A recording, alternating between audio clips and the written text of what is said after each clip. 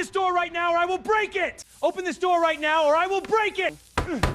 Open this door right now or I will break it! Open this door right now or I will break it! Open this door right now or I will break it! Officer, can you tell me what this is regarding? The doorbell camera captured everything. Every threatening demand, every fabricated claim, every violation that would cost Officer Josh Anderson his freedom for the next 32 years, and the city $2.5 million. He had no idea that the calm woman on the other side of that locked door had spent the last 5 years defending victims of police misconduct and was about to treat her own case like the high-stakes legal battle it was, without ever turning the doorknob. At exactly midnight on a quiet Tuesday in her suburban neighborhood, what Anderson thought would be an easy target turned into the federal investigation that would unravel his entire predatory operation. This wasn't just another doorbell video of an aggressive cop. This was a civil rights attorney with an encyclopedic knowledge of state law going up against a police predator who thought his badge made him untouchable. What the doorbell footage revealed next would an entire police department expose a database stalker who had been hunting professional women for months and prove that sometimes the person you try to intimidate has been waiting her entire career for someone exactly like you. Before we continue, where are you watching from? Drop your location in the comments and hit that subscribe button because this case gets absolutely wild. And you don't want to miss how Jennifer turned one terrifying night into a $2.5 million victory and a legal clinic that changed everything. Jennifer Brown wasn't like most 29-year-olds. While her friends were posting vacation photos and climbing corporate ladders, she was in courtrooms fighting cops who thought they were above the law.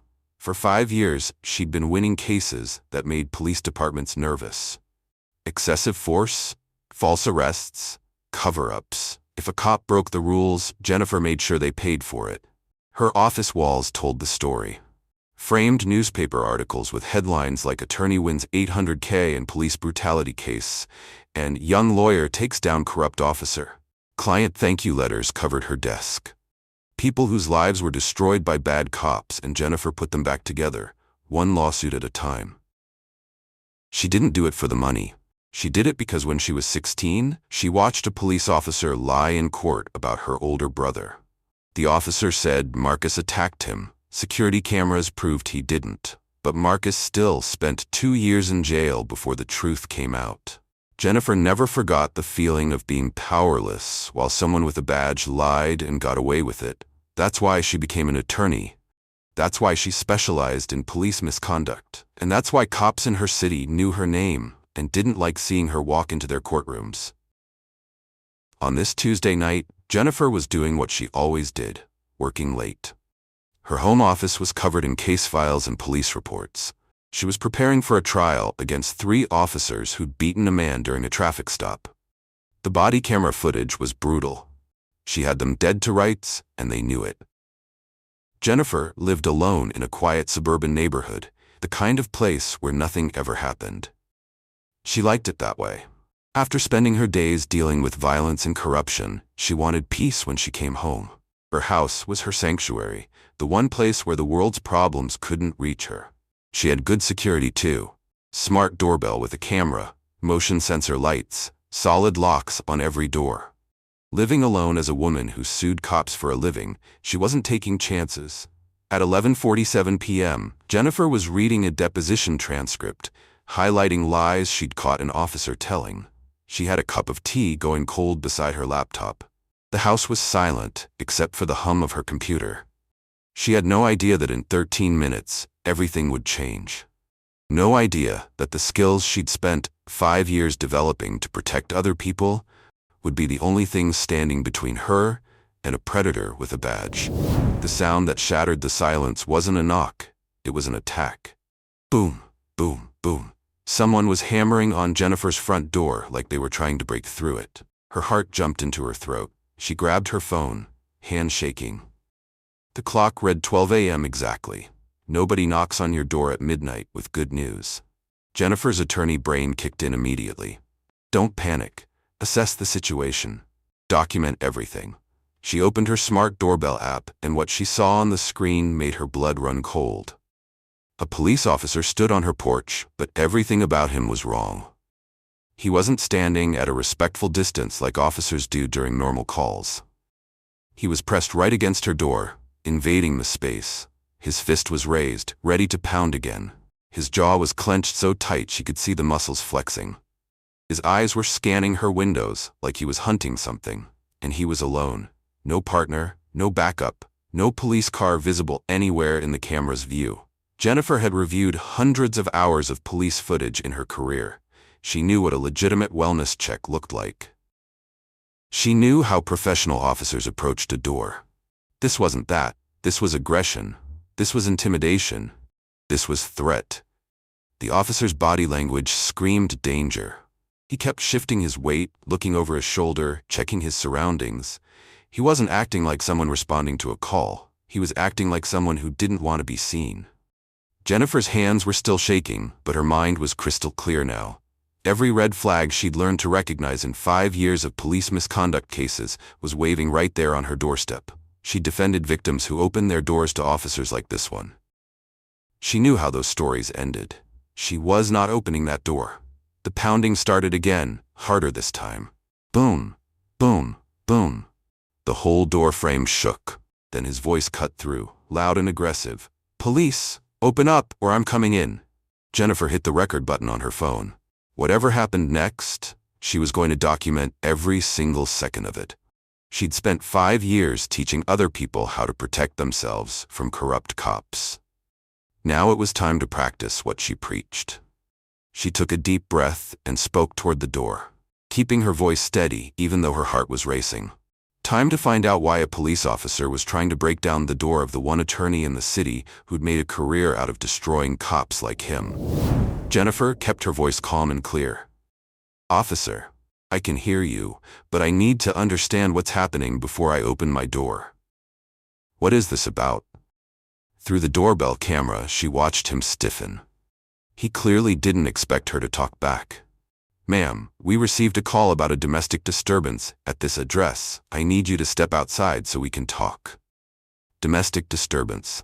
Jennifer's mind raced through the playbook she'd seen 100 times in case files. It was the oldest trick in the book, a vague excuse that gave officers a reason to demand entry when they had no legal right to be there. "Officer, I live alone," Jennifer said firmly. "There is no disturbance here. There's just me, working at my computer. Can you please provide your name and badge number?" She watched his reaction on the screen. His face darkened, his fist clenched harder. "Ma'am, if you don't open this door right now, I'm going to arrest you for obstruction of justice." That threat told Jennifer everything she needed to know. You can't arrest someone for obstruction when they're calmly asking questions through their own locked door from inside their own home. This officer either didn't know the law or he was counting on her not knowing it. He picked the wrong door. "Officer, under state law, I am not required to open my door without a warrant or legitimate emergency circumstances. A claimed disturbance call does not qualify as an emergency when I am clearly speaking with you and there is obviously no crisis occurring. I'm going to call 911 right now to verify that this call came through dispatch." The change in his expression was instant. The aggressive confidence cracked. For just a second, she saw something else flash across his face on the camera. Fear. "You call 911. You're getting arrested," he shouted, but his voice had changed. He sounded desperate now, not authoritative. Jennifer was already dialing. Her fingers moved quickly across the screen while she kept the doorbell app visible in the corner. She put the call on speaker. 911, what's your emergency? "Hi, this is Jennifer Brown at 4247 Maple Court. There's a police officer at my door claiming you received a domestic disturbance call from this address. I need you to verify that call in your system right now." There was a pause. Jennifer could hear typing on the other end. The officer outside had gone quiet, but she could see him on the camera, shifting his weight, looking around nervously. "Ma'am, I'm checking our records now," the dispatcher said. More typing. "Then, I'm showing no calls from your address tonight, no domestic disturbance, no wellness check, nothing at all." The words hung in the air like a bomb that just went off. Jennifer felt ice water flood through her veins, but she kept her voice steady. You're saying there was never a call from this address? That's correct, ma'am, the 911 dispatcher said. No calls from 4247 Maple Court tonight. Can you describe the officer at your location? Through the doorbell camera, Jennifer watched the officer's face change completely. He'd heard the dispatcher's voice through the door. He knew he was caught. He took a step back from the door, and for the first time, looked genuinely rattled. Male officer, approximately 6 feet tall, dark hair, wearing standard patrol uniform, Jennifer said, her voice getting stronger. He's alone, no partner, no visible squad car, and he's been threatening to arrest me for asking questions through my own locked door. Ma'am, is he still at your location? Yes, he's standing on my porch right now. Stay on the line with me. Do not open your door. I'm dispatching a supervisor to your location immediately. The officer must have heard that too, because Jennifer watched him take another step back. His whole body language had shifted. The aggressive, threatening posture was gone. Now, he looked like someone who just realized he'd made a terrible mistake. He started looking around frantically, like he was trying to figure out his next move. Should he run? Should he try to talk his way out of this? Should he keep pretending this was legitimate? Ma'am, I have Sergeant Rodriguez en route to you, the dispatcher said. He'll be there in approximately 4 minutes. Can you stay on the line with me until he arrives? Absolutely, Jennifer said. And I want to be clear, this officer threatened to break down my door. He threatened to arrest me for obstruction. He claimed there was a domestic disturbance call that your records show never existed. My doorbell camera has recorded this entire interaction. She said that last part loud enough for the officer to hear through the door. She wanted him to know. She wanted him to understand that every lie, every threat, every violation was documented. Through the camera, she watched him close his eyes. His shoulders slumped. He knew his career was over. He just didn't know yet how much worse it was going to get. Because Jennifer Brown wasn't just any random victim. She was a civil rights attorney who'd spent 5 years learning exactly how to destroy corrupt cops in court. She knew what questions to ask. She knew what evidence to preserve. She knew what laws he'd broken, and she was going to make him pay for every single one. Jennifer saw the lights first, red and blue flashing across her doorbell camera screen. A police SUV pulled up to the curb, and a sergeant stepped out, his movements calm and professional. Everything the officer on her porch should have been. The moment Officer Anderson saw his supervisor, his whole demeanor changed. The threats stopped. The aggressive stance disappeared. Suddenly he was standing up straight, adjusting his uniform, trying to look like a professional officer instead of the predator he actually was. But it was way too late for that. "What's going on here, Officer Anderson?" the sergeant asked, his voice carrying clearly to Jennifer's camera microphone. "Just a welfare check, sir," Anderson said, his voice completely different now. Smaller, nervous. "Thought I heard something." "Dispatch says there was no call to this address." The sergeant's tone was flat, giving nothing away. Anderson's face went pale in the porch light. I must have gotten the address wrong, sir." Jennifer almost laughed at how bad that lie was. He'd been pounding on her door for 10 minutes, threatening to arrest her, claiming dispatch sent him for a domestic disturbance. Now suddenly he got the address wrong? The sergeant clearly wasn't buying it either. He turned toward the door, his approach completely different from Anderson's. He stopped at a respectful distance and spoke in a calm, professional voice. "Ma'am, I'm Sergeant Rodriguez. I apologize for this confusion. You are absolutely not required to open your door. Would you be willing to speak with me so we can sort out what happened here?" Jennifer was still on the phone with 911. "Sergeant Rodriguez has arrived," she told the dispatcher. "I'm going to speak with him now, but I'm keeping this call active." "Understood, ma'am. I'll stay on the line." Jennifer spoke toward the door, her attorney voice fully engaged now. "Sergeant, I'll speak with you through the door right now, and I'll be happy to come to the station tomorrow with my attorney present and provide the complete footage from my doorbell camera that recorded this entire incident." The moment she said, "with my attorney present," she watched the sergeant's expression change. He tilted his head slightly, processing something. "Ma'am, can I ask your name?" "Jennifer Brown." The sergeant's eyes widened. He actually took a step back. The attorney? Yes. Sergeant Rodriguez turned slowly to look at Anderson, and the expression on his face was pure disbelief. Of all the doors in the entire city, Anderson had chosen to terrorize the one belonging to the attorney who'd won 3 major civil rights cases against their department in the last 2 years. Jennifer filed her complaint at 9 a.m. the next morning. By noon, Internal Affairs had seized Anderson's computer and phone.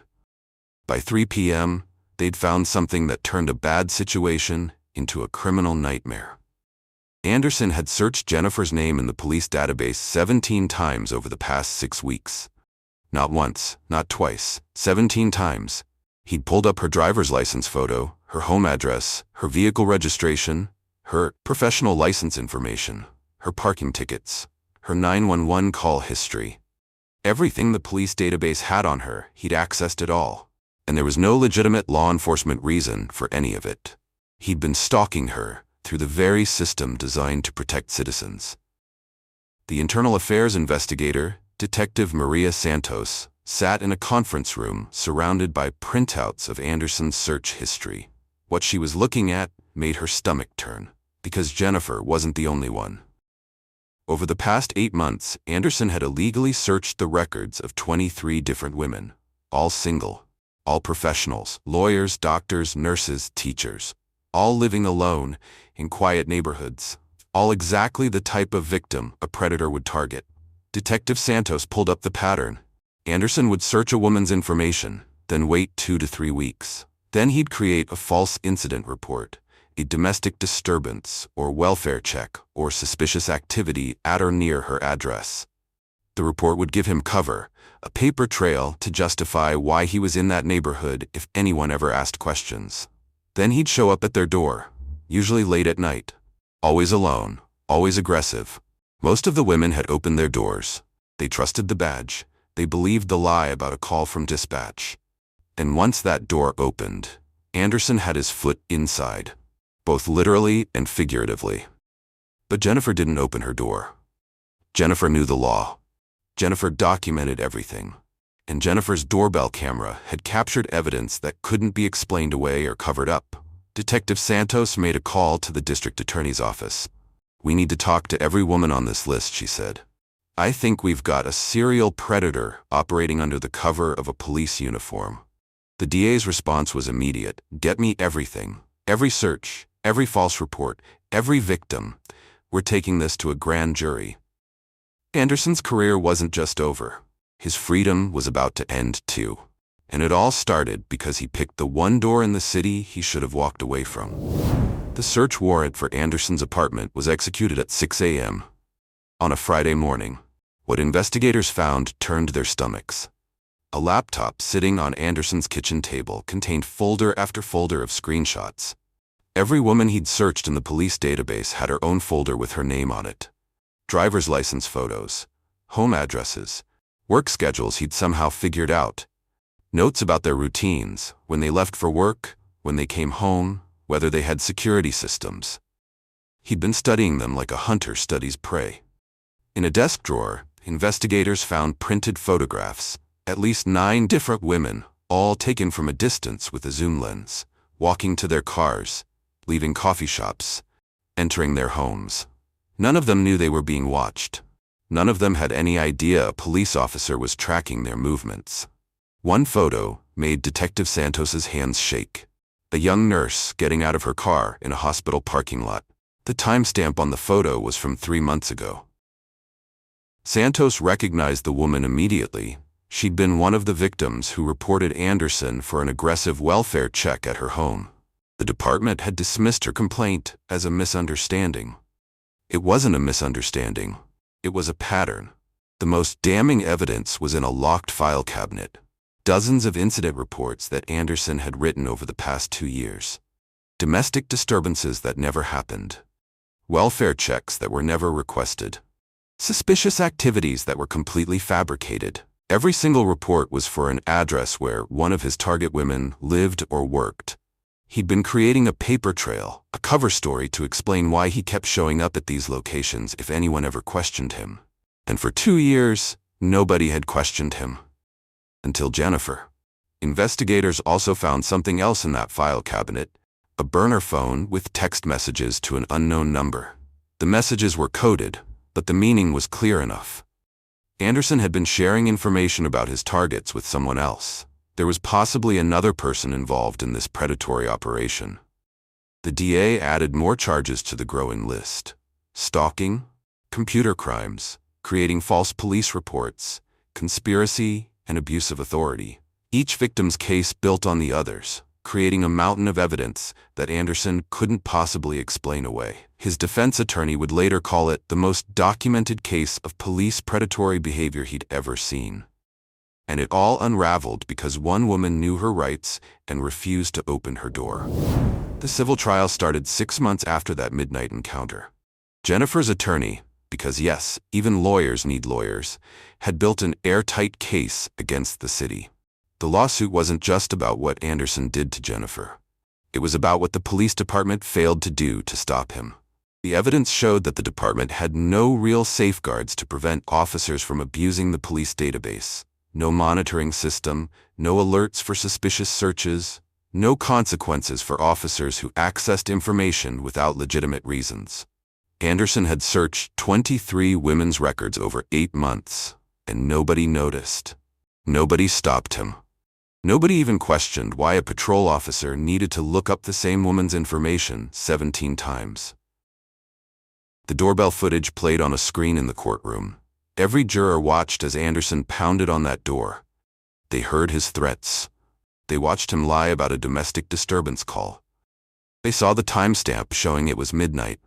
They heard Jennifer calmly cite the law while Anderson tried to intimidate her into opening up.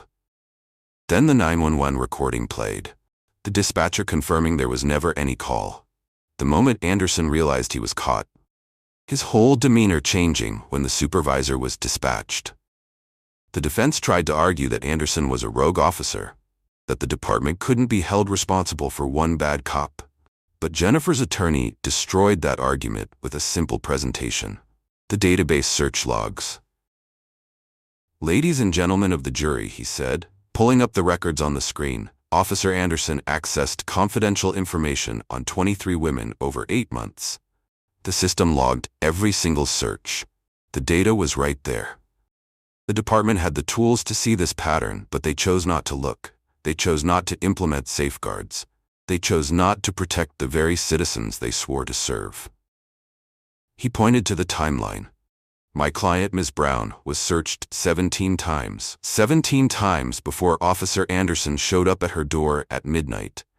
If there had been even basic monitoring in place, someone would have seen this. Someone would have stopped him. And Ms. Brown would never have experienced the terror of a predatory officer threatening to break down her door in the middle of the night. The jury deliberated for 4 hours. When they came back, the verdict was unanimous. $2.5 million in damages for negligent supervision, failure to implement proper oversight, and enabling Anderson's predatory behavior through systematic failures. Jennifer sat quietly as the verdict was read, but her eyes were bright. This wasn't about the money. It was about accountability. The criminal sentencing happened 3 months after the civil verdict. Anderson had been convicted on 31 counts: stalking, computer crimes, creating false police reports, abuse of authority, conspiracy, and attempted unlawful entry. The courtroom was packed. Reporters filled the back rows. 7 of Anderson's victims sat in the front, including Jennifer. They wanted to watch him face justice. Anderson stood in an orange jumpsuit, handcuffed, looking nothing like the aggressive officer who'd pounded on Jennifer's door that midnight. He looked small now. Defeated. Scared. The judge was a woman named Margaret Chen, known for her tough sentences in abuse of power cases. She looked at Anderson with pure disgust. "Officer Anderson," she began, her voice cutting through the silent courtroom, "you took an oath to protect and serve. You were given a badge, a gun, and access to confidential information because the public trusted you to use those tools responsibly. Instead, you weaponized every single one of them." She picked up a document from her desk. "You used the police database as your personal hunting ground. You used your badge as a tool of intimidation. You used false reports to cover your tracks. You terrorized women in their own homes, the one place where they should feel safest. Anderson kept his eyes down, unable to meet her gaze. What makes your crimes especially heinous, Judge Chen continued, is that you violated the trust that makes civil society possible. When a police officer knocks on your door, citizens should feel safe, not terrified. You destroyed that trust for every single one of your victims, and for countless others who will now fear the very people meant to protect them. She paused, letting the weight of her words sink in. This court sentences you to 32 years in state prison. No possibility of early parole. Your law enforcement certification is permanently revoked, your pension is forfeited, and your name will serve as a reminder that no badge places anyone above the law. The gavel came down. Anderson was led away in handcuffs. Several victims in the courtroom were crying, but they were tears of relief, not sadness. Jennifer walked out of that courtroom and straight to a ribbon-cutting ceremony across town. The Civil Rights Defense Clinic was opening its doors for the first time, funded entirely by her $2.5 million settlement. She stood in front of the building with a simple message for the cameras. What happened to me could have ended very differently. I had knowledge, resources, and a doorbell camera. But thousands of people face police abuse without any of those protections. This clinic exists to be their protection, to be their voice, to make sure no badge is ever above the law. The officer who thought he could intimidate an attorney got 32 years in prison. The attorney who refused to open her door got justice, not just for herself, but for everyone who would walk through those clinic doors seeking help. Sometimes the person you try to threaten is exactly the wrong person. And sometimes a doorbell camera doesn't just record a crime, it records the beginning of real change.